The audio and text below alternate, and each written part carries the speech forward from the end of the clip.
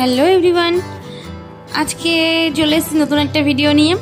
আমার নতুন বাড়িতে এখন তো এক এক করে ফার্নিচার সব ঢুকছে, আর 2 মাস পরে আমরা গৃহপ্রবেশ করব।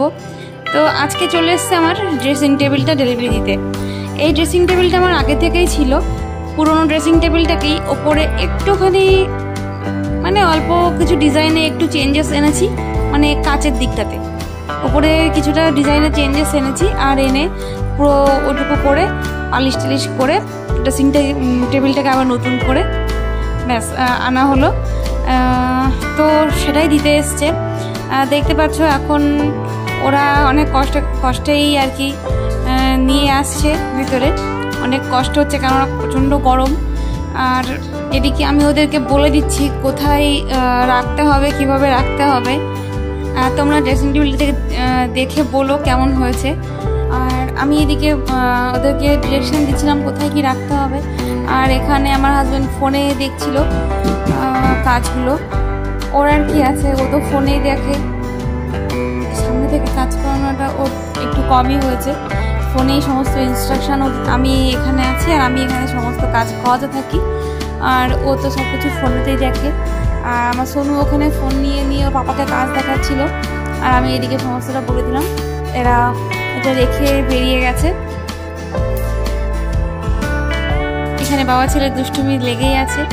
আর নিচের পোর্শনটা একই রকম আছে, শুধু ওপরে এই কাচের পোর্শনটা একটু চেঞ্জ করেছে। আগে মাঝখানটাতে এই যেখানে মিডিলে তাকগুলো করা আছে, এর ভেতরটাতে কাচ ছিল, আর দুপাশে তাক করা ছিল।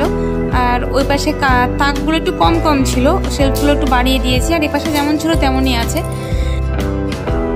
আর এখানে বলেছি আমি চুড়ি রাখার জন্য স্ট্যান্ড লাগানোর জন্য, মানে স্ট্যান্ড না, ওই রডগুলো লাগানো হয় না, ওই রডগুলো লাগাবো। আর এটা হচ্ছে আমার বাড়ির বাইরের ভিউ মানে উঠোনের ভিউ। ততক্ষণে বলতে বলতে চলে এসছে আমার ছেলের পড়ার টেবিলটা। আমাদের কম্পিউটার টেবিল একটা ছিলই আগে থেকে, ওটা কম্পিউটার টেবিল কাম পড়ার টেবিল ছিল, কিন্তু ওটাকেও একটু চেঞ্জেস এনেছি, ওর মধ্যেও একটু চেঞ্জেস এনেছি, এনে একটু বড়সড় করে নিলাম, যাতে ভবিষ্যতে আর না লাগে করতে।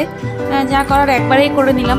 এটা সোনুর পড়ার টেবিল, এটাও যথেষ্ট ভারী। ওরা গরমের মধ্যে এইভাবে কষ্ট করে আনছে, নিজেরও দেখে খারাপ লাগে, কিন্তু কিছু করার নেই। যাই হোক, ওরা নিয়ে আসছে। এটা রাখবো আমরা ওপরের ঘরে। তো তোমরা দেখতেই পাচ্ছ ওরা কষ্টে নিয়ে আসছে, আর আমি সমানে চিল্লাচ্ছি দেয়ালে যেন না লাগে। আমার খালি মনে আতঙ্ক, দেয়ালে যেন না লাগে। দেয়ালে লাগলে দেয়ালের পেন্ট উঠে যাবে বা খারাপ হতে পারে, তারপরে তখন মেকআপ দেওয়া যাবে না। কারণ একটা কালার হলে তো মেকআপ দিয়ে দেওয়া যায়, কিন্তু ওটা একটু আলাদাভাবে করা। তো ওই জন্য আমার একটাই চিন্তা, দেয়ালে যেন না লাগে। আর সেটা নিয়ে সোনু আমার সমানে আমার পেছনে লাগে, যে মা সারাক্ষণই বলতে থাকে দেয়ালে যেন না লাগে, দেয়ালে যেন না লাগে। তো যাই হোক, তোমরা তো দেখলে জিনিসগুলো, তোমরা কমেন্ট করে জানিও কেমন লাগছে। আর এদের জিনিসগুলো রেখে ওরা বেরোলো তারপরেই। আর সোনু এখানে দেখতে থাকছে ওর জিনিসটা ঠিক কিরকম হয়েছে। ওর তো খুবই খুশি ওর জিনিসটা পেয়ে। আজকের ভিডিওটা এই পর্যন্তই। সবাই ভালো থেকো, সুস্থ থেকো। দেখা হচ্ছে নেক্সট কোনো ভিডিওতে। ততক্ষণ টাটা।